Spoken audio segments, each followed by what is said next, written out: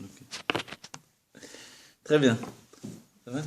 Alors, on va étudier par rapport à Purim. On va rapporter pas mal de mamarim du Rabbi. Enfin, on va s'appuyer sur des mamarim du Rabbi, puisque tous les ans on étudie, on va dire les mamarim du Rabbi sur le sujet de Purim. Par les mamarim, on atteint une compréhension. Je vais lever le son au cas où je parle trop doucement. Par les mamarim, on atteint une compréhension évidemment pnémite, c'est-à-dire comment les choses sont au niveau de la Elokut. C'est le but des mamarim. Non, c'est pas peine de crier, c'est fatigant. Parlez normal. Non, je crie pas. Voilà, qu'est-ce que c'est donc les mamarim par rapport à ça? C'est un dévoilement divin qui parle directement à la Neshama. Voilà. Il y a deux sortes de professeurs, on va dire, de maîtres dans la Chassidut. Celui qui vient parler au sentiment, donc celui-là fera un discours basé sur la morale. Et si son âme est liée au sentiment, dans l'état des sentiments, donc, quoi qu'il en soit, il reviendra toujours à la notion des sentiments. Donc le cours sera un moyen de transmettre une idée reliée au bon comportement la plupart du temps. Voilà. Ensuite, il y a le niveau qui est relié à l'action, effectivement, puisque le Rabbi nous dit Aïkar ou Amaaseh, l'essentiel c'est l'action. Et là, l'idée c'est toujours d'amener du concret, qu'est-ce qu'il faut faire concrètement. Voilà. Le concret dans l'ordre de la matière, du monde matériel. Et puis il y a aussi celui qui enseigne, qui est relié à l'intellect. Relié à l'intellect, c'est son but, c'est l'intellect, évidemment, c'est comprendre une idée. Comprendre une idée et s'aventurer dans l'idée par rapport à la compréhension de l'idée telle qu'elle est, on va dire, nifla, dans son sens intellectuel, telle qu'elle est, telle qu'elle met en éveil justement l'intellect. Et puis il y a finalement ceux qui s'attachent au divin. S'attacher au divin, évidemment, c'est faire à la fois abstraction des niveaux qui ont précédé, et à la fois leur donner de s'optimiser dans la définition. Vous avez compris ce que je... Quoi qu'il en soit. Lâcher prise. Ouais, voilà. Ce que je veux dire, c'est le Rabbi Rez le rapporte dans l'idée que la Chassidut contient tout. Au départ, la Chassidut, il ne faut pas oublier, c'était essentiellement des enseignements des Mamarim. Il a fallu arriver à notre génération pour voir autre chose également. C'est-à-dire, les Rebbeim avaient toujours des sikhot, mais des sikhot, c'était vraiment discuter, parler, ou raconter des histoires. Le Rabbi a rajouté également des enseignements par rapport au Niglé, des enseignements qui sont reliés au Rashi, au Rambam, qui sont reliés à la Parashat Hashavua de manière fixe. Et ça, on rentre dans une autre catégorie finalement. Dans cette nouvelle catégorie fixée par le Rabbi, effectivement, on se retrouve avec un Rabbi qui, le jour de Shabbat, parle de Niglé également. Sous-entendu, ne fait pas abstraction de la situation de la Torah dévoilée. Tandis que les Rebbeim se ramènent à ce qui est dit que le jour du Shabbat, d'après le Harizal, on ne parle pas de Niglé, on ne parle que de Kabbalah. D'accord, de Pnimiut Torah. Puisque le Shabbat, c'est une aliyat haolamot, les mondes s'élèvent. Donc forcément, on se retrouve dans Shabbat, dans le monde de Hatzilut. Puisqu'on est dans le monde de Hatzilut, le monde de l'émanation, qui s'appelle Etzlo, proche de Dieu, Etzlo Vekarov, c'est aussi Hatzilut Lashon, noblesse, donc on est dans le palais du roi. Forcément, dans le palais du roi, on ne va pas commencer à parler du poulailler, des coqs et des veaux et des... Le Shabbat. Voilà, le jour du Shabbat. C'était l'idée essentielle. Le jour du Shabbat, on redevient un juif éloqué, un juif divin. Quand on atteint le niveau de la Torah des Mahamarim, effectivement, et quand on étudie les Mahamarim au quotidien, on se rend compte que le niveau du Shabbat ne s'arrête pas au jour du Shabbat. Pourquoi ? Parce que le Shabbat, on le sait, influence toute la semaine et est également influencé par la semaine elle-même, laquelle a été influencée par le Shabbat. Donc en fait, c'est un cycle où il y a aussi une place pour le Talmid Chacham, qui lui est appelé Shabbat. La femme peut être considérée comme Shabbat également. Quand une femme a justement ce qui s'appelle une Itoreta del Tata, quand elle a un éveil d'en bas, c'est aussi une définition du Shabbat. Vous voyez ? Donc en fait, un homme qui est attaché au Shabbat, c'est un homme qui est attaché à la Pnimiut Torah. Et la Pnimiut Torah, finalement, c'est comme le fait de vivre dans le divin au quotidien. Et pour ce fait, il faut reconnaître que tout est Dieu. Quand on a reconnu que tout est Dieu, forcément, on ne fait pas abstraction à la règle, on est aussi Dieu. C'est vrai que par rapport à tout ça, on a une problématique, c'est qu'est-ce qui se passe quand je fais une avéra ? puisque tout est Dieu. Alors évidemment, on peut répondre immédiatement, dans ce cas-là, c'est Dieu qui veut que tu fais la vera. Il est évident que les khatrila, je ne peux pas dire une chose pareille. Bediavad, après coup, donc les khatrila, c'est donc a priori, après coup, je peux et je dois absolument conclure de cette évidence-là, puisque on dit qu'il n'y a même pas, l'homme ne peut pas bouger le petit doigt s'il n'est pas dit là-haut qu'il bouge le petit doigt. Donc en fait, il est évident que rien ne se passe en dehors de la volonté de Dieu. Mais plus que ça, tout est Dieu. Mais quand on est Dieu soi-même, comment ça se fait qu'on faute finalement? Et ça, c'est une grande question. Et au moment même de la faute, quand on porte l'idée que l'on est Dieu soi-même, comment se comporter finalement? Évidemment, normalement, puisqu'on a une conscience d'être Dieu, on est déjà dans un niveau de tzaddik. Si on est déjà dans un niveau de tzaddik, on ne faute plus. Mais si on faute quand même, la faute, elle est légère. La faute, elle peut venir d'une manière ou d'une autre. La faute, c'est se détourner de Dieu d'un moment ou un autre. C'est, je ne sais pas, n'importe quoi qui peut venir à l'esprit d'un homme, quoi qu'il en soit, se laisser aller à autre chose que, on va dire, la ligne de rectitude de la Torah, la ligne droite de la Torah. Adam et Yachar. Alors, on est déjà dans une faute. Si on faute alors et qu'on est Dieu en même temps, comment ça fonctionne? Le peuple juif n'a pas toujours été un peuple juif de tzadikim, et pourtant il est dit Ve'amer kulam tzadikim. Alors comment on peut dire que Ve'amer kulam tzadikim, mais en même temps considérer qu'il y a eu des périodes où le peuple juif était en chute? En fait, la chute du peuple juif, elle est toujours liée au dévoilement du peuple juif. Curieusement, à l'époque de la sortie d'Égypte, justement, alors qu'on nous dit d'un côté que c'était des âmes de Hatzilou, d'un autre côté on a l'impression que on a les pires de toutes les âmes, et les sages le disent.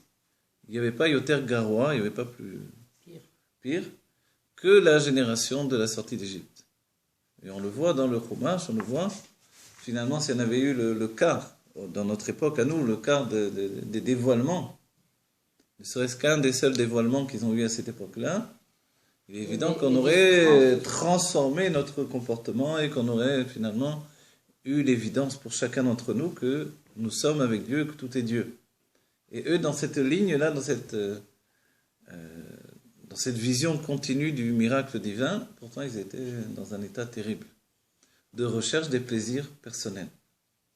S'il y a une recherche des plaisirs personnels, comment ça se fait qu'on peut être considéré comme une âme de Hatzilut? A priori, ça ne fonctionne pas. Donc en fait, on revient à l'idée même de base, c'est que si tout est Dieu, quel doit être mon comportement? Vous voyez? À l'époque de Purim, il y a eu une époque particulière. Cette époque-là, elle est importante pour nous parce qu'elle a entraîné une nouvelle période du judaïsme. Il y a eu la période de la destruction du temple, du premier temple, la sortie du peuple juif. N'oubliez pas, Nebuchadnezzar, Nabucodonosor, il a éparpillé le peuple juif dans le monde entier. À partir de là, c'est la perte des 10 tribus. Et puis, les tribus qui sont restées, on va dire, connectées, déclarées, ce sont les 2 tribus de Yehuda et Benjamin, lesquelles se sont retrouvées à Bavel essentiellement. À Bavel, d'autres se sont retrouvés en France, d'autres en Espagne. Et puis, depuis l'Espagne ou le Portugal, ils sont repartis vers les pays ashkénazes ou les pays, Afrique du Nord. Et en fait, c'est l'histoire du peuple juif. À ce moment-là, donc, juste avant notre épisode de Purim, il y a eu la pire des époques de Galout, d'exil du peuple juif, la destruction du premier temple, qui était un temple divin, le temple de Shlomo, qui n'a été détruit que parce que, essentiellement, il y avait de la Avodah Zara dans le temple lui-même, c'est-à-dire des idoles, et l'esprit était idolâtre. Et l'idée de l'idolâtrie, c'est la recherche du plaisir d'une manière frénétique. Je dis comme ça fait... Mais c'est vrai en réalité. Vous parlez de quel, excusez-moi, de l'époque de Nebuchadnezzar, du premier temple, vous voyez, où il est venu, finalement, il a détruit le temple. Et il a éparpillé le peuple juif dans tous les endroits du monde. Il a éparpillé même les nations à ce moment-là, également. L'idée, c'était d'affaiblir le monde entier sous sa tutelle. Le Ler Lecha nous a appris que quand un homme part de l'endroit où il est né, il s'est affaibli forcément. Il s'est déraciné. Donc, il n'a plus maintenant il n'a plus la facilité pour s'établir et pour grandir. Comme un arbre. Comme il est dit que l'homme est un arbre des champs. Dans le premier Teilim, on voit que l'arbre était Chatoul al-Palgemaim, Pirio iten beito. Un arbre se trouve au bord d'un fleuve, d'une rivière, et puis il est tout le temps en train de boire cette eau du fleuve de la rivière, et son fruit il le donne dans son temps. Ce sont les eaux de la Torah, et les fruits de la Torah, de son étude, il va les donner dans le temps qui est un temps d'expression pour lui. Vous voyez? Mais quand un homme est déraciné, alors forcément il n'a plus la faculté de tirer, de l'ishov, de puiser de cette eau qui le grandissait de manière naturelle. En fait, tout à coup, quand on est déraciné, on doit prendre des nouvelles racines. Ces racines, il faut quelquefois les inventer. Il faut quelquefois les provoquer. On invente des racines? On invente des racines, certains se sont inventés des racines. Des racines. Vous voyez, même l'idée des juifs sfarades, ce sont comme des racines inventées finalement, puisque les vraies racines ne viennent pas de sfarades, justement, dans l'idée actuelle. Oui. Non, mais si vous voulez, justement, oui. Dans l'idée actuelle de sfarade, par exemple, le mot même donne à tromper, puisqu'il rapporte à l'Espagne, et finalement, c'est pas toujours des Espagnols en réalité. Donc en fait, il y a des nouvelles racines qui se sont prises en cours de route. On est tunisien, algérien, marocain, vous voyez. Et tout à coup, d'autres racines sont venues, qui ne sont pas des racines nouvelles, a priori, et pourtant qui sont tout à fait, presque entre guillemets, inventées en cours de route. Puisqu'on s'annonce comme Sfaradim, vous voyez. D'un autre côté, le monde ashkénaze, alors lui... Tout au moins, le nom correspond à la situation de l'Allemagne et du monde à partir de l'Allemagne. Mais avant tout ça, quand on revient en arrière, on se retrouve avec un empereur du monde. Le terme n'existait pas encore à part entière, évidemment. On appelait roi uniquement, Nebuchadnezzar. Ce roi-là, terrible, qui humiliait les rois pour les assouvir, en fait, il menait le monde d'une main de fer, comme on dit. Il avait une fille. Et cette fille, finalement, ou cette petite fille plus précisément, on appelle dans la Torah une fille, même sa petite fille, cette petite fille s'appelle Vashti. Ah, c'était la petite fille de la boucle. Ouais. Et Vashti, elle... on ne sait pas dans la non, il n'y a pas écrit, mais dans les Mefarshim, on apprend. Cette petite fille, alors, elle est de sang royal. Et curieusement, elle va se marier avec celui qui était le palefrenier de Nebuchadnezzar. Non, pas Haman. S'appelle comment? Il s'appelle Achashverosh. Achashverosh n'était pas de lignée royale.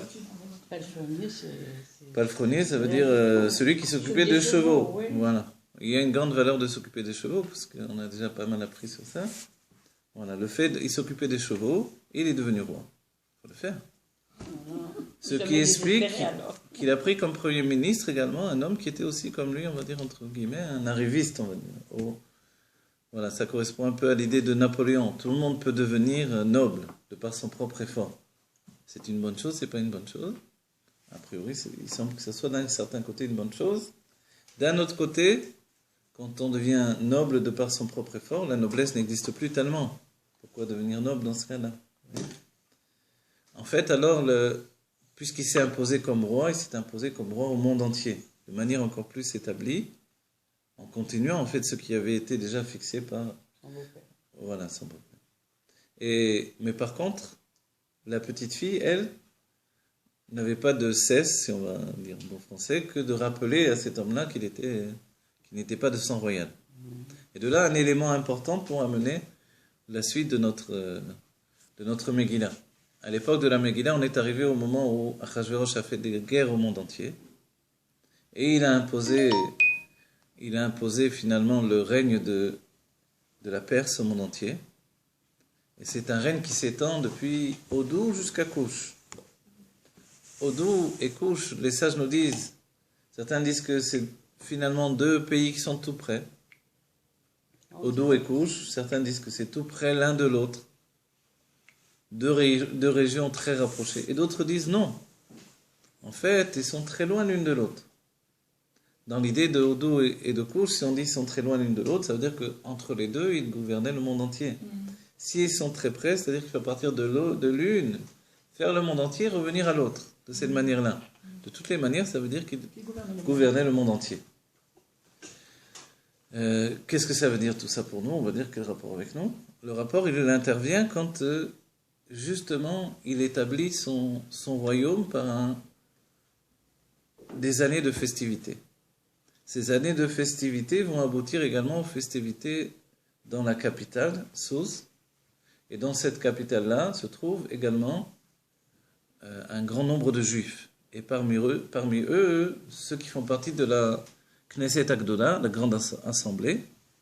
Et le Nassi de cette époque-là, c'était Mordechai Yehoudi. Pourquoi la définition de Yehoudi? Parce qu'il venait de la tribu de Yehuda. Et c'est la première fois que l'on voit le terme Yehoudi. Jusqu'à présent, on ne parlait pas de Yehoudi. On a parlé de Yehuda, Shevet Yehuda, et pour la première fois, on voit le terme Yehoudi qui apparaît. Un terme qui va venir avec le juif et va le poursuivre jusqu'à aujourd'hui.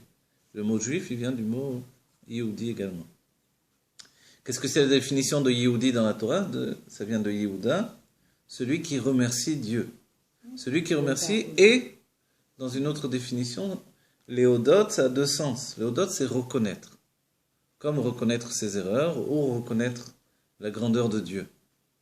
Donc en fait, la notion de Yehoudi, c'est cette chose-là, de reconnaître que tout est Dieu en réalité. Si je reconnais que tout est Dieu, forcément, je dois reconnaître que ce qui m'arrive, c'est un bouleversement, c'est une épreuve qui est non seulement voulue par Dieu, mais qui est menée par Dieu lui-même. Dans ce cas-là, évidemment, on n'a pas de place pour demander. Et où il était Dieu dans la Shoah, où il était Dieu à Purim, où il était Dieu, etc. Donc évidemment, Dieu, il était au sein même de ce qui se passait. Vous voyez? Et de là, la question de nous dire, mais est-ce que je peux aimer un Dieu qui est parfois bon, parfois mauvais? Quand on lit le Chumash, des milliers qui meurent à droite, des milliers qui meurent à gauche.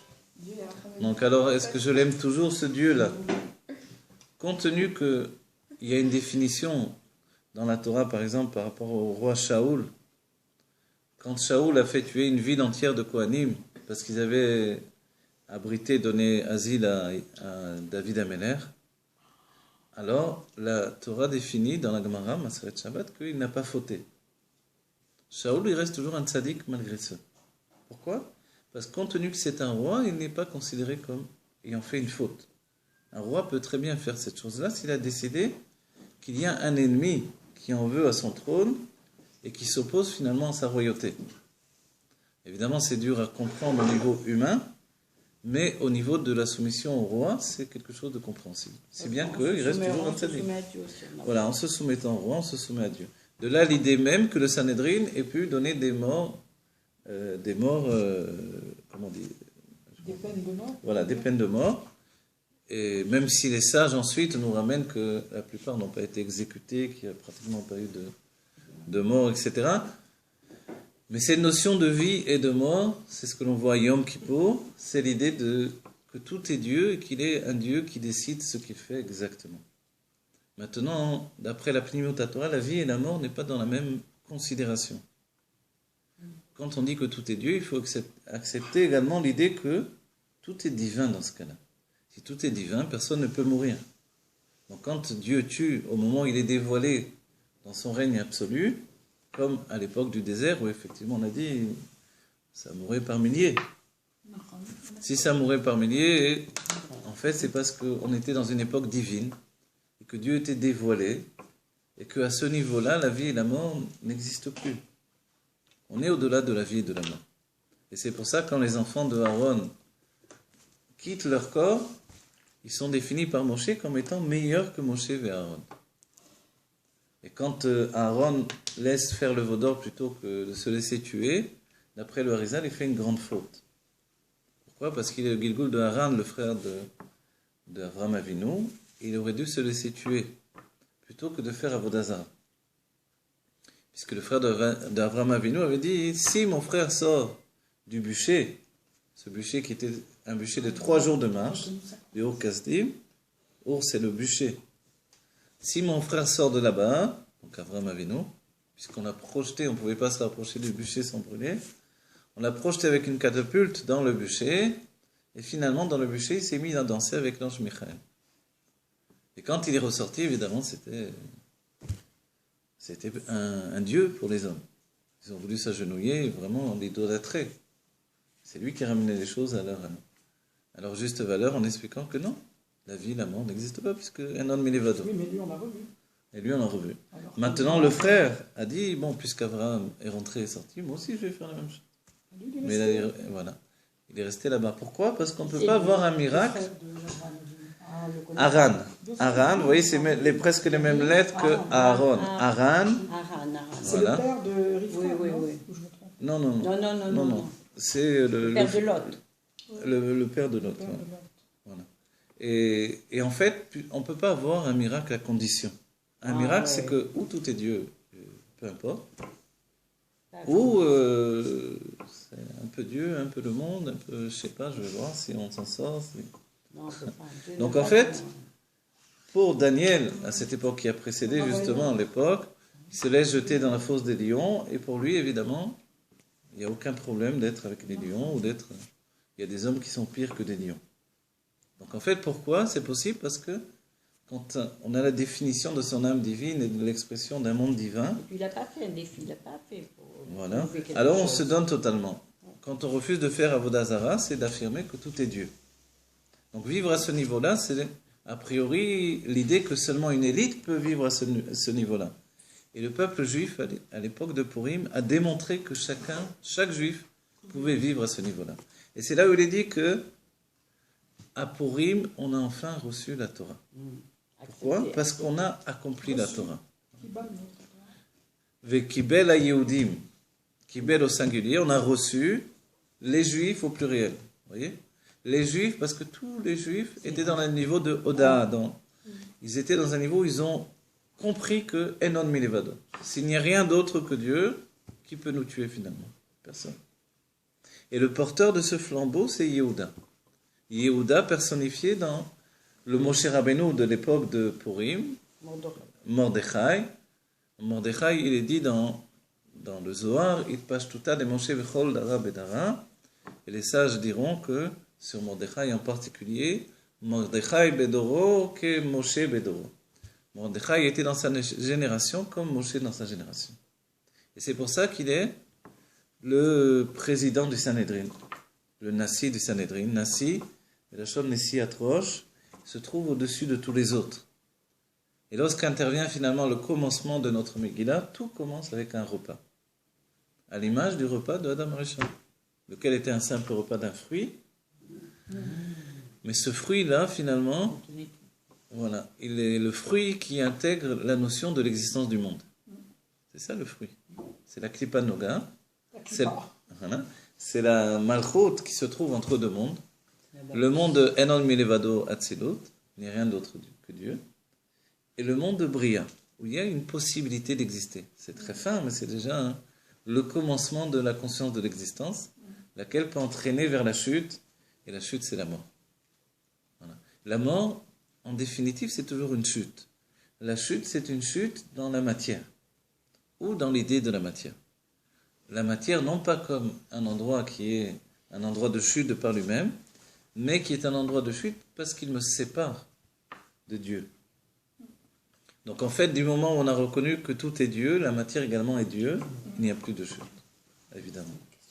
Donc en fait, cette notion-là, comment on fonctionne quand on est Mordechai et Yehudi? On sait que tout est Dieu, on sait que Enon Milevado, on sait que tout n'est qu'agissement divin, et qu'en même temps, il faut faire avec le niveau de chacun. Ce que dira le rabbi, Beofen Kabel, de la manière dont les autres perçoivent les choses.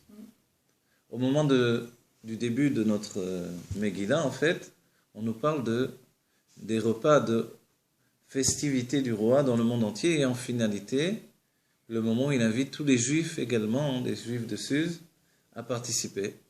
Shushan, j'ai dit en français, mais Shushan, quoi. Shushan Abira. La capitale Shushan, on va dire en hébreu. C'est comment en français? Suse, c'est bizarre, hein, ça. Suzy. Suze, ça apostrophe, il y a Suze. Ouais. Donc, Shushan Abira, la capitale Shushan, c'est comme ça qu'on appelle dans la Torah, dans la Torah des sages, elle est la finalité.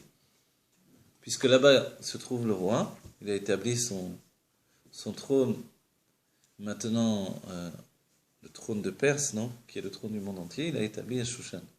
Et là-bas se trouve également la noblesse juive de l'époque et les grands sages de l'époque.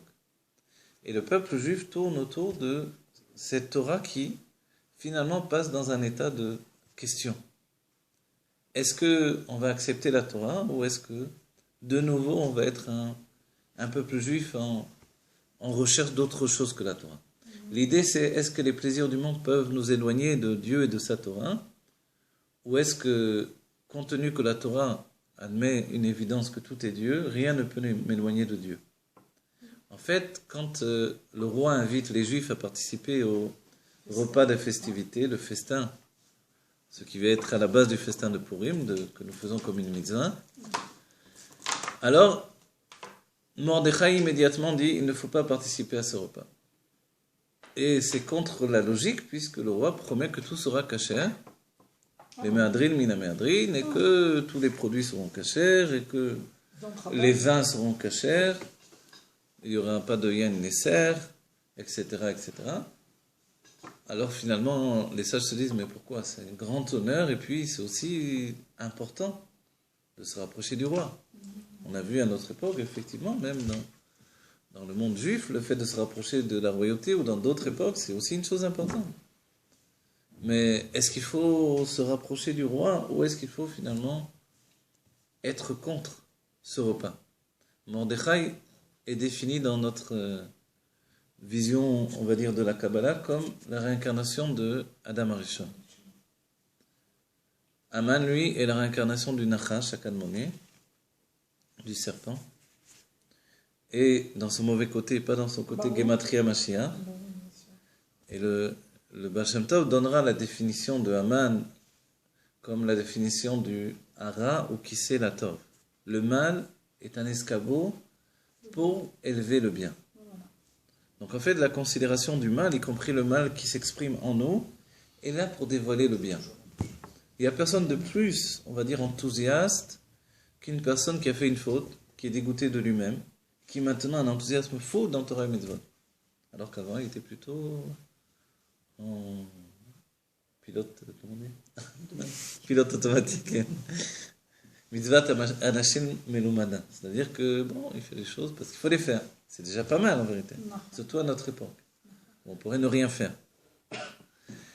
Alors en réalité, donc, le mal est là pour élever le bien.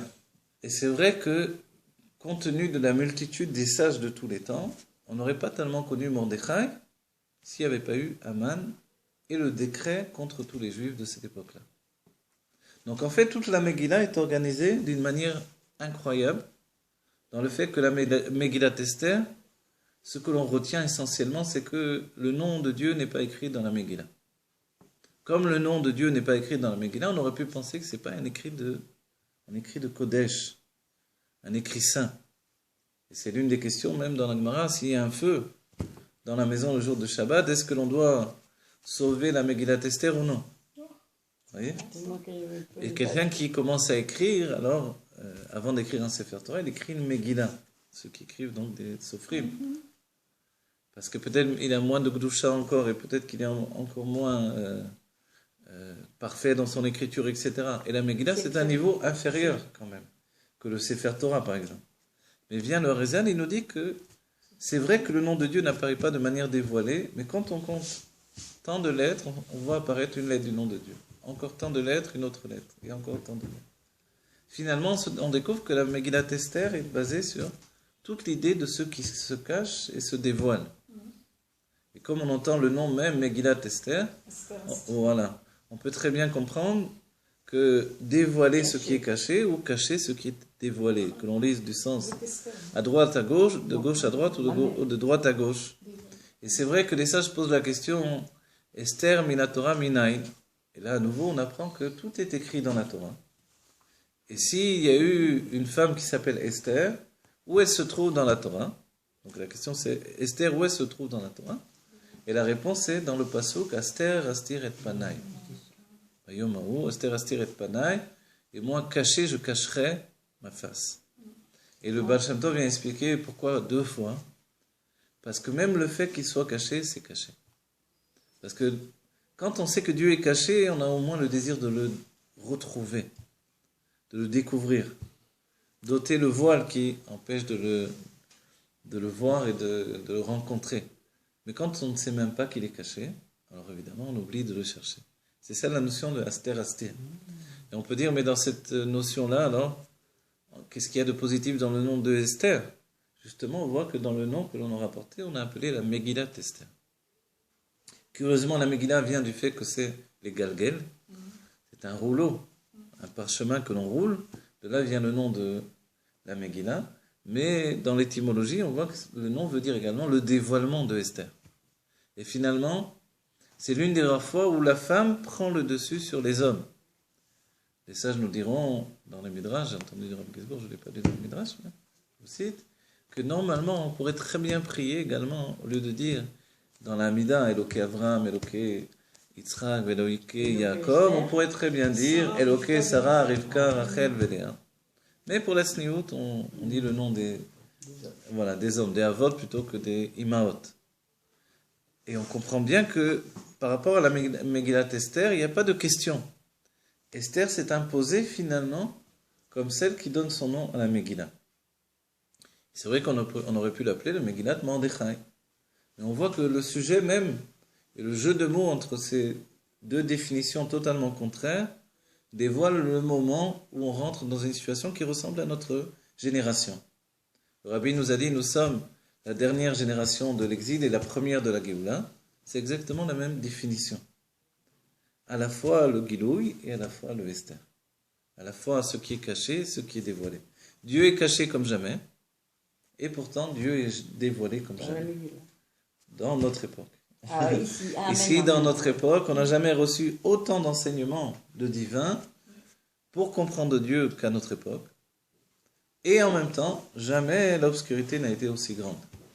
Pourquoi l'obscurité est aussi grande? Parce que nous sommes enfermés dans nos sentiments plus que jamais. Et pourquoi? Voilà, plus que jamais. Mais en même temps, les sentiments sont très petits. Alors que dans des époques précédentes, les sentiments étaient très élevés. Les gens faisaient Avodah Zarah. On va dire, quel est le rapport de comment les Juifs ont pu faire Avodah Zarah? On rapporte à nouveau parce qu'il y avait une recherche, j'utilise un mot un peu frénétique du plaisir. Du désir, le désir était exacerbé. Il était comme quelque chose qui n'avait pas de repos. Et c'est pas parce qu'ils cherchaient le plaisir divin, c'est pas pour ça. En réalité, vu que notre monde est né du désir de Dieu, d'avoir une maison ici-bas, forcément, inconsciemment, le juif recherche Dieu dans toutes les situations. Le Baal Shem Tov nous dit, quand nous avons faim, on pense que nous avons faim de nourriture, en fait, on a faim de Elokout. Et c'est pour ça qu'on mange. Vous voyez? Cette définition, que c'est que le monde de la matière nous rapproche de Dieu. Auparavant, a priori, c'était d'élever, justement, de faire un travail de séparation entre le divin enfermé dans la matière et la matière elle-même. Aujourd'hui, on ne fait plus de séparation, puisque Nigmar Avodat Abirurim, les étincelles sont déjà toutes remontées en haut. Donc alors pourquoi on continue à manger? A priori, on devrait être déjà dans cette situation de Imot HaMashiach, des jours du Mashiach, où on ne mange pas et on ne boit pas. Alors pourquoi on continue? Alors on continue pour s'attacher au divin. De manière plus profonde, ne plus s'attacher au divin dans un état de séparation, dans un état qui peut nous apparaître géographique, on montre les choses, on se trouve en bas. Aujourd'hui, le divin se trouve ici. Compte tenu que le divin se trouve dans ce monde-ci et que la Gola se transforme en Géoula, alors on comprend très bien que tout ça, c'est exactement la Megillat Esther. La Megillat Esther fait état d'une situation où l'exil était dans son état le plus puissant qu'il pouvait être, et en même temps, la Géoula brille déjà complètement. Entre autres choses, on verra qu'après toutes ces actions de Purim, et à la fin même de la Megillah, où il est écrit que et pour les Yehudim, Etaora vesimcha v'sason vika, pour les Juifs, c'était la grande joie. Et cette joie, elle a abouti à la reconstruction du Beth Amikdash. Donc ce n'est pas rien. Le second Beth Amikdash renaît finalement de cette période-là. Donc on prépare la reconstruction du Beth Amikdash par la joie. La joie, elle est ce qui précède finalement le Beth Amikdash. À notre époque, le Rabbi nous dit concrètement, pas du tout un chidouche que j'invente maintenant, c'est le rabbi qui nous dit clairement qu'on doit déjà porter sur nous comme un vêtement la joie de la Géoula. Et cette joie de la Géoula fait que la Géoula se concrétise, parce que celui qui est véritablement joyeux d'une chose, alors il la réalise déjà concrètement. Et le rabbi nous porte comme exemple, il nous rapporte l'exemple qu'a rapporté le rabbi Rayatz, qui est connu. Il y avait des juifs en Russie, au moment où le rabbi Rayatz a dû quitter la Russie, il a abandonné évidemment pas mal de chassidim là-bas, pas parce qu'ils abandonné de manière profonde évidemment, mais parce que par la volonté de Dieu, il était impossible de les amener avec lui. Mais d'entre les chassidim qui sont restés en Russie, certains ont pensé que c'était terminé, ils ne reverraient plus jamais le rabbi. Certains ont dit au revoir le rabbi à la gare, ou le rabbi après le dernier train. Mais d'autres se sont attachés à l'idée qu'il était évident qu'ils reverraient le rabbi. Et en réalité, tous ceux qui étaient sûrs, et qui étaient tellement sûrs qu'ils s'amusaient à faire le train qui partait chez le rabbi, c'est-à-dire de manière très enfantine, ils prenaient des chaises à la Beth Knesset, ils se mettaient les uns derrière les autres, et ils disaient « Venez, on part chez le rabbi ». Évidemment, les autres qui étaient déjà au niveau de la déchirure des vêtements et du deuil de voir le rabbi partir, alors, ils n'ont pas compris du tout. Mais le rabbi précise, c'est le rabbi de notre génération, Melach Mashiach, qui nous dit que ceux qui se sont attachés à l'idée qu'ils allaient revoir le rabbi ont effectivement revu le rabbi. Et tous les autres qui ne sont pas attachés à cette idée-là ne l'ont pas revu. Ils sont restés là. Voilà. Ils sont restés en Russie. Donc il y a effectivement le fait d'être joyeux à crédit. On est joyeux à crédit. Même faux, semblant. Alors on peut faire une guide pour l'éternité si on veut que Dieu préserve et que Dieu préserve. Quand il y a un mort ou une stalkout, ne pas faire de shiva, ne pas faire de choses, on peut comprendre comme ça ou non? Si la personne est vraiment convaincue que de ce fait, il va faire une amshara, il aura de mettre la vie éternelle. Mais là, il était Alors, c'est vrai. Non, ça pour cette chose-là, pour le rabbi. Alors, c'est une grande question, effectivement, c'est une grande situation, une grande question. Je ne sais pas, j'ai entendu un cours qui parlait de ça dernièrement. Ah ouais? Ouais. En réalité, c'est certain que, comme tout à l'heure sur la même question, si je suis Dieu, comment je peux mourir? comment je fais une avéra, par exemple, laquelle est comparée à une mort spirituelle. Après, il y a une mort matérielle, vous voyez? En fait, la mort matérielle ou la mort spirituelle, les deux, est-ce qu'elles sont vraiment concrètes ou non? C'est la grande question, vous voyez? On a dit tout à l'heure que quand on est dans le désert, on marche et Dieu marche devant nous, avec une colonne de feu, une colonne de nuée. Quand on voit des miracles quotidiennement, on n'a qu'à pleurer, Dieu nous donne la manne, on n'a qu'à pleurer, il nous donne des cailles, etc., etc. On voit que Dieu nous chouchoute, quoi. On est dans les Ananekavot, on a le puits de Myriam. Et en réalité, à chaque moment, on pourrait rentrer en Eretz Israël. On reste quand même 40 ans parce qu'on est bien avec Dieu. Et qu'au moment de rentrer, on pleure, on dit on ne veut pas rentrer. Pourquoi on va rentrer dans un pays où il faut travailler, où il faut revenir à la matérialité, hein? Dieu nous dit c'est une grande faute. C'est très grave. Pourquoi? Parce que tout ce que je vous donne au niveau du divin, c'est un divin qui vous sépare du monde. Le but, c'est non pas les dévoilements divins, mais l'accès à l'essence de Dieu. Et le pays, encore plus que tous les autres qui dévoilent l'essence de Dieu, c'est Eretz Israël.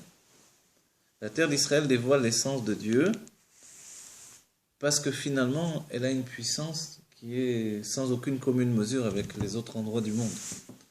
Une telle puissance qui fait qu'effectivement, dans la définition des Meraglim, Eretz Ochelet et Yoshvea, une terre qui mange ses propriétaires. Dans ce cas-là, on peut penser que ceux qui se trouvent en dehors de Eretz Israël sont plus spirituels. On a vu à plus d'une occasion que la chose peut se démontrer comme telle. Mais en même temps, les sages nous ont dit que l'ère de Eretz Israël rend sage.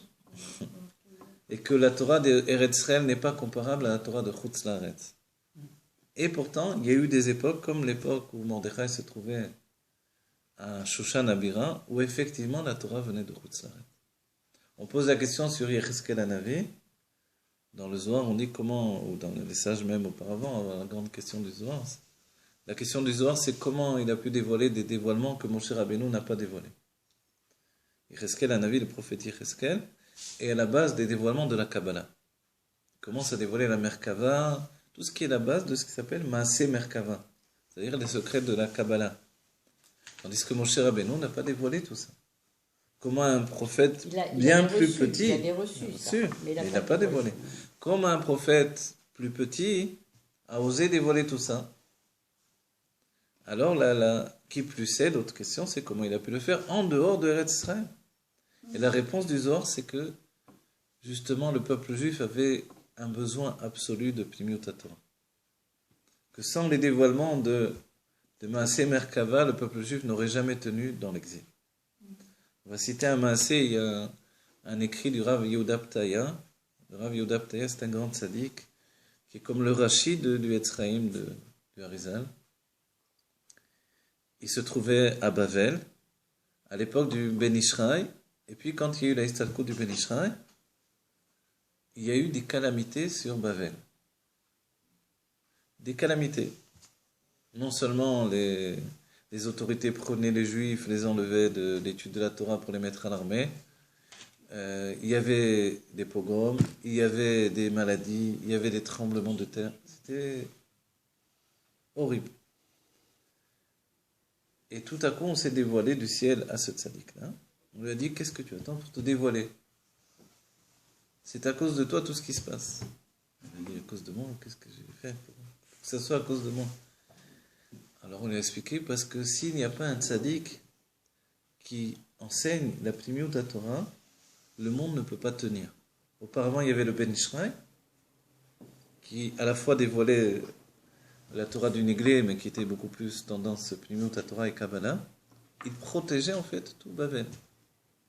Dès le moment où son âme s'est attachée à Dieu, et que maintenant il n'y a plus que des sages qui enseignent le Néglé de Torah, la Torah de la Gemara et la Halacha, le monde ne peut pas tenir. Et cet endroit du monde ne pouvait pas tenir. Alors on l'a obligé à se dévoiler. Et il a commencé à se dévoiler. Et il est devenu un des plus grands Mekoubalim qui soit. C'était avant le Rizal? Non, c'est bien après le Rizal, tout ça. Le Ben Ishra, c'est à peu près l'époque du Rabbi Racha. J'ai entendu parler de Isaac, la veuve. Ah, je sais pas, non. Voilà, pour vous dire que le monde ne peut pas tenir sans Pnimiut HaTorah. Pourquoi? Parce que le monde veut bien voiler la Elokut, mais complètement dénaturer la conscience du juif, c'est impossible. Quand on se trouve au sein du monde, d'un monde de la matière, mais que on en arrive à oublier que Dieu est caché et que tout est Dieu, alors là, il n'y a plus de sens à notre venue sur la terre. Vous voyez? Et c'est ça tout le sens en fait du Mishté de Purim. Est-ce que l'on va manger avec le roi qui nous accueille? Et dans ce cas-là, on pactise avec ce qu'il y a de plus bas dans la situation du monde matériel. Il faut savoir en particulier que, d'après les sages, les Parsim étaient considérés comme des ours. Les Perses? Les Parsim, c'est-à-dire les Perses, en hébreu, les Parsim, étaient considérés comme des ours. Ça veut dire? Vous savez que chaque pays a un symbole animal. Oui, le coq en France. Voilà, le coq français, voilà, vous allez, je me rappelle à Florence, en Italie, c'était le sanglier. Deux endroits comme ça, à droite à gauche, vous allez trouver un animal qui représente le pays. Un emblème. Voilà, un emblème animal. Hein? Nous, on est la brebis. Ah, oui. La brebis entourée de 70 loups. Hein? Le lion. Le lion, c'est Yehuda, c'est Jérusalem. Mais de manière générale, on est considéré comme une brebis. Mais la brebis, elle n'a pas de force. Et sa force, c'est justement de savoir qu'elle n'a pas de force.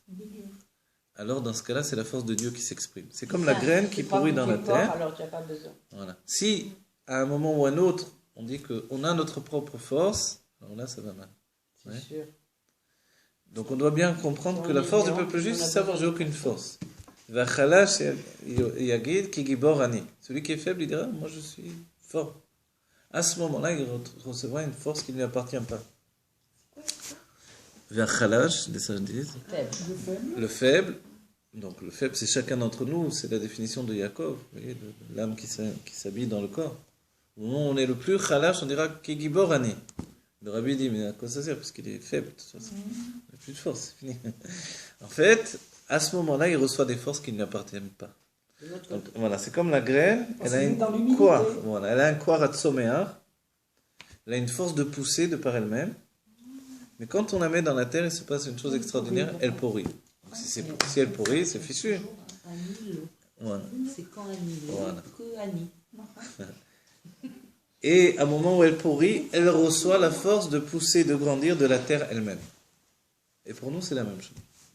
C'est pour ça que quand le Tanya nous donne la définition au début de dire je suis un rachat finalement. Je n'ai pas pensé à ça. Désolé. Désolé de me décevoir. Alors, ça y est, la graine elle a pourri. Maintenant, elle peut recevoir une force qui ne lui appartient pas. Et vient le rabbi, il dit que, évidemment, que tu as juré d'être un tzaddik. Alors, sois un tzaddik, tu as les forces de devenir un tzaddik. Vous voyez? Ce qui n'empêche pas, c'est ça cette double situation de notre génération. Un tzaddik rachat. Un tzaddik tiré rachat. Un juste impie. Un impie juste. Voilà. Et ça, c'est Megillat Esther. C'est la même facette de dévoilement. De manière dévoilée, le juif Ve'amer Kulam Tzadikim. De manière cachée, a priori, c'est pas brillant la situation. Vous voyez? Alors comment on vit avec ça? On verra que justement à l'époque où on a pensé que tous les juifs étaient des tzadikim, les âmes de Hatzilut, au moment de la sortie d'Égypte, on voit qu'ils étaient terribles finalement.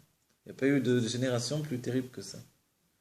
Et au moment où on a pensé qu'ils étaient au niveau de la chute la plus grande à l'époque de Purim, les juifs ont dévoilé une grandeur d'âme au niveau la plus élevée. Il n'y a pas eu un seul juif qui a dit d'accord, j'accepte de ne plus être juif tant que vous ne me tuez pas. C'est compréhensible, a priori c'est compréhensible. De manière intellectuelle, logique, pourquoi tu vas mourir? Dis tu n'es pas juif, tu ne meurs pas, c'est ça, qu'est-ce qu'il y a? C'est compliqué. On est zaïd. Voilà. Hein? On est kézaïd.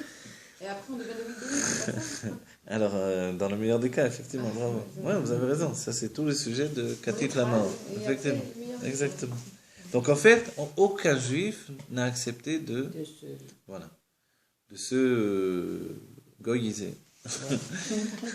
On est appelé goy également, mais goy kadosh. Ce goy kadosh, c'est-à-dire mouvdal, séparé de la situation. Et la différence entre un goy et un juif? C'est ça, cette définition. Le goy et le goy kadosh. Le goy, ça veut dire peuple, c'est pas péjoratif au départ. Oui. Oui. On peut l'entendre péjoratif, évidemment, on l'utilise de manière péjorative, mais quand on dit un goy, ça ne veut pas dire de manière... c'est pas une mauvaise chose. Ça veut dire un peuple, un homme du peuple en réalité. Par contre, la définition... Voilà, je sais. Et la définition de goy kadosh, c'est le peuple saint. Le peuple saint. Voilà.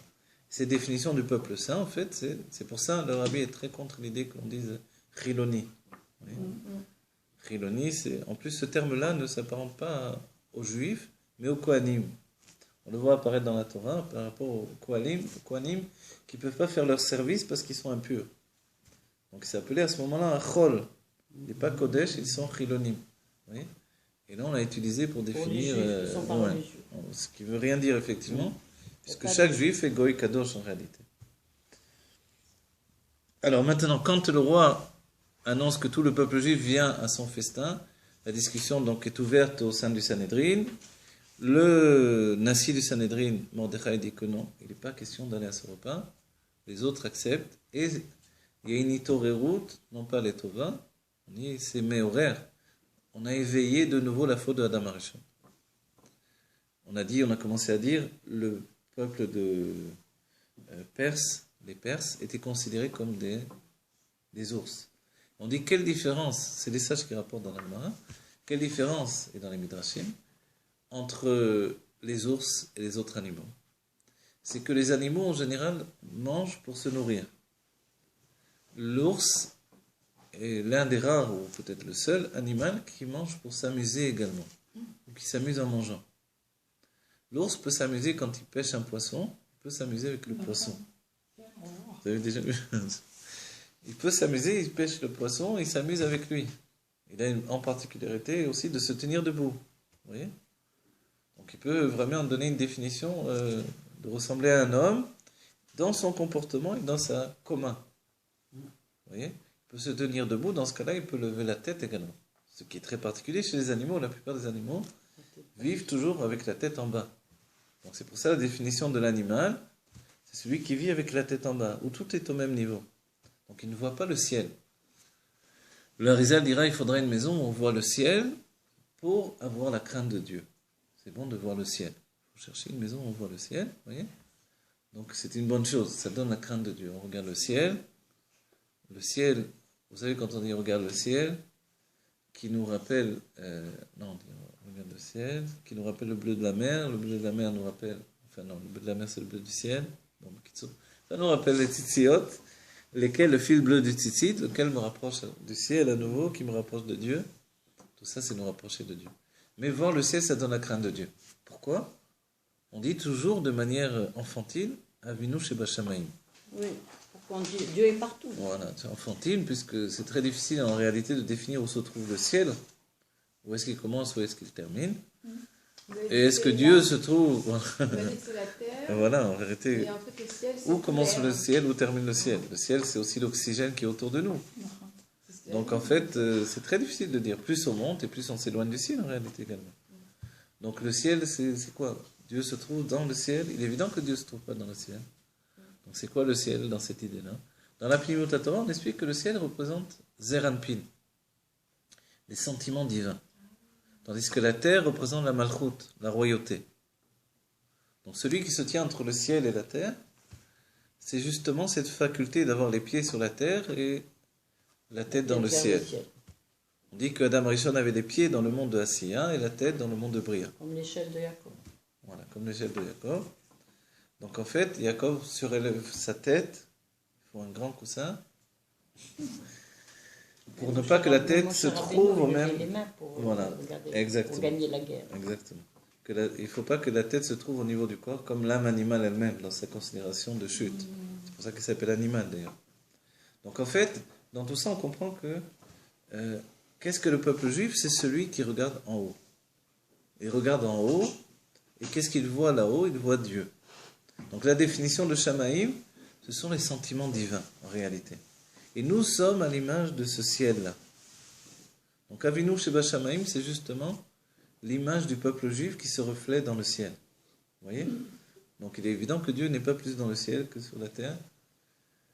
Et dans la Gemara, il est rapporté que un grand sage a amené 2 enfants, on ne peut plus le nom, Karaga, de Abaye Veraba, et il les amène dehors et il leur dit de montrer où se trouve Dieu. Des enfants. Ouais. Et l'un amène dehors et montre le ciel. Et l'autre, si je me trompe, je crois que je m'emboule dans l'histoire. La définition en réalité, c'est que Dieu se trouve de partout. S'il se trouve ici, on va rapporter l'image. Alors ça, par contre, je ne me rappelle plus précisément. Je retrouve la base de ce que j'ai rapporté. Mais il y a une image d'un juif qui vient devant le rabbi et qui vient dire au rabbi qu'il ne comprend pas où se trouve Dieu et le rabbi lui met la main sur le cœur et dit il se trouve là. Et là c'est l'essentiel. Et on dit que où Dieu désire résider, il réside des idées dans le cœur. Et c'est pour ça qu'à un certain moment il faut être capable. Voilà, il faut être capable de mettre l'intellect de côté. D'accord ? On peut désigner Bashamaïm dans le Pshat, mais si ce Shamaïm il éloigne Dieu de moi, effectivement, c'est pas une bonne chose, c'est pas suffisant. Mais quand on définit que Dieu est dans mon cœur, alors c'est la vraie définition. Et quand le rabbi vous met la main sur le cœur et vous dit Dieu se trouve dans le cœur, dans ton cœur, c'est certain qu'à ce moment-là, il brille pour toujours.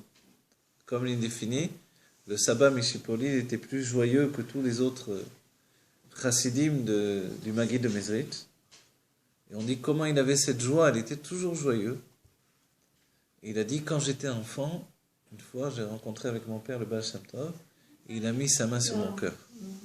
Et depuis, je ressens la chaleur de la main du Baal Shem Tov sur mon cœur, donc je ne peux pas être autre chose que joyeux. En même temps, dans le cœur, c'est la nefesh Bahamut aussi. Dans le côté gauche du cœur, il y a la nefesh Bahamut, dans le côté droit, il y a la nefesh Oui, mais la Elokit. Elokit, elle est dans le cerveau. La nefesh Elokit est essentiellement dans le cerveau, mais elle a pour but justement de transformer le cœur. N'oubliez pas, on dit, dans la Géoula, il y aura une seconde Brit Mila, celle qui fera de notre cœur un cœur de chair. C'est-à-dire qu'a priori, il n'est pas un cœur de chair pour l'instant, non, il est un cœur de pierre, assez souvent. Un cœur de pierre, il n'arrive pas à ressentir le divin. Vous voyez ? Je peux dire Enon Milvado, j'en suis sûr, même. Ouais, mais Mais je le ressens le pas. vivre. Ouais. Je le ressens pas. C'est pour Bien, ça mais pas que, le comme on vivre. a dit tout à l'heure, je peux fauter finalement. Et fauter, ça va vite, tic-tac. Mais vous avez dit aussi, on est une génération où on peut toucher comment dire, comprendre les sens, et qu'à l'intérieur de nous, on ne peut pas ressentir. Voilà, le fait de toucher l'essence, puisque on a défini, il y aura dans la Géoula ce qui s'appelle Gilouï. Gilouï. Gilouï Atzmut. Toda. Gilouï Atzmut, c'est aussi cette définition de l'essence ne se dévoile pas, et pourtant elle se dévoile. Vous voyez?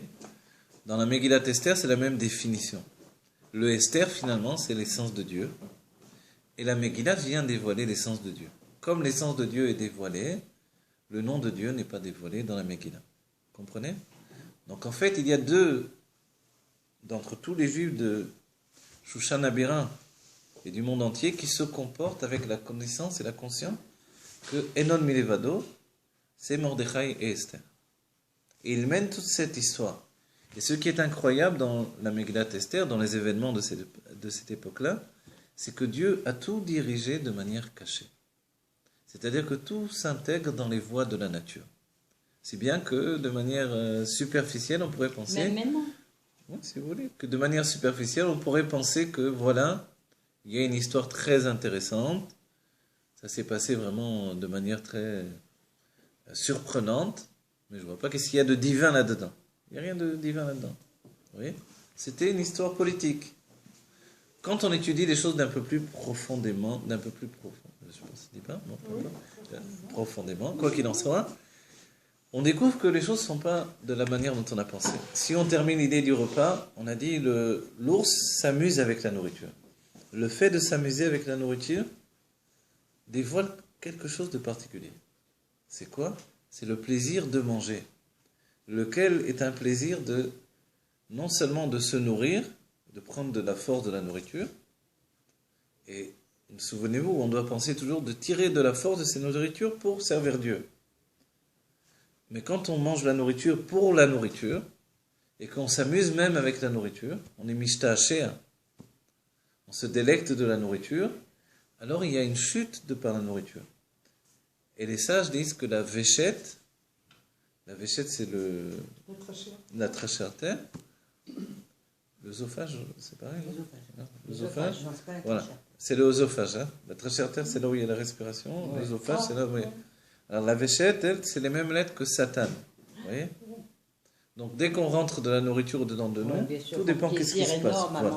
Et Satan, le mot, il veut dire se détourner, tout simplement. Vous voyez? Se détourner de la ligne droite. Un Adam Yachar, c'est le peuple juif. Ani Barati est Adam Yachar. J'ai fait l'homme droit. Mais les Français disent il faut manger pour vivre et pas vivre pour manger. Ah voilà, c'est les Français. Le bon sens près de chez vous. Et le Adam Yachar, lui, qu'est-ce que c'est en fait? C'est celui qui est attaché au Kav Yachar, le Kav à un Sof. C'est la ligne de lumière infinie qui fait que je suis comme un bébé attaché au ventre de la mère et je suis jamais séparé. Yaakov Chevel Nachalato, il y a au-dessus de nous une corde, un lien qui est fait des 613 mitzvot, et ce lien me rattache avec la source de mon âme et la source de toute la vie, la source de l'existence de tout, dans son niveau le plus noble, qui est en fait Dieu lui-même. Mais c'est pas Dieu aussi qui gère quelque part cet attachement, dans le sens où parce que tout le monde veut être attaché à Dieu, à ce cordon, être comme un bébé attaché à Dieu, mais on veut, on y arrive, on n'y arrive pas, mais finalement on a l'impression que finalement c'est Dieu qui gère tout ça aussi. Oui, bien sûr que Dieu gère tout ça, c'est lui qui dirige tout, comme dans la Megillat Esther exactement. C'est une mitzvah qui fait que tu te trouves attaché à Dieu. Voilà, comme dans la Megillat Esther, tout est mené de manière Alors comment peut-on dire secrète. Comment peut-on dire soyez attaché à Dieu, mais finalement on ressent que c'est Dieu qui te permet ou pas d'être attaché à Dieu. C'est la grande question. Et c'est la grande question même qui est liée à la Megillat Esther et à toute l'étude de Purim d'après la Pinyut Torah. Purim, le mot Purim, il nous entraîne vers l'idée de pour, le sort. Le sort, c'est tirer au sort. C'est-à-dire tirer au sort, a priori, c'est s'en remettre au mazal, s'en remettre à la chance, s'en remettre à une décision qui ne vient pas de moi. cette définition même du mot Purim, la fête de Purim, ça veut dire que c'est une fête où on met l'intellect de côté.